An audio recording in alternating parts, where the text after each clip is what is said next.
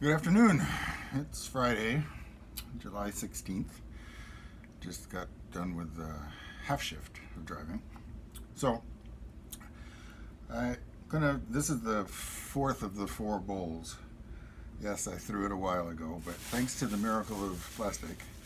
And the miracle is you get the thinnest stuff, and this is actually some big sack from something, and um, I use a double layer.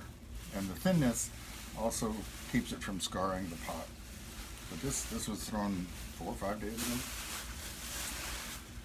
Anyway, if you're going to be part time, you got to know plastic because there are going to be times when things interrupt and you just have to walk away and trust that you'll get back to it before it dries out.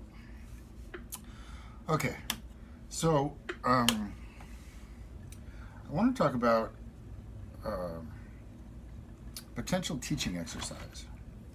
That is to say, when I'm teaching, I like to come up with um, unusual ways to help the students do better. And yesterday or the day before, there was somebody who posted a picture. Many people do on the clay, clay chat sites. This is the pot I made. Please help me make a better one. Uh, okay, well, that's good. And many many people who are getting into ceramics either don't have a really good instructor where they are trying to learn themselves, just teach themselves, videos and trial and error and so forth. So I was thinking about this person and this photograph of the pot, and this morning it hit me what might help. And this is the sort of problem you could, or a solution you could do if you were a teacher. So the pot has obvious deficiencies. In fact, potentially the problem is knowing where to begin. But what I would suggest is that the person make a drawing of the pot. And, not just like a 30-second sketch. Get a couple of different weights of pencil, devote an hour to it as if, this were the most wonderful pot in the world and you want to catch every nuance and detail about it. This will get you to really look at the pot and really understand, how it, where its curves are, where the interruptions are, things like that.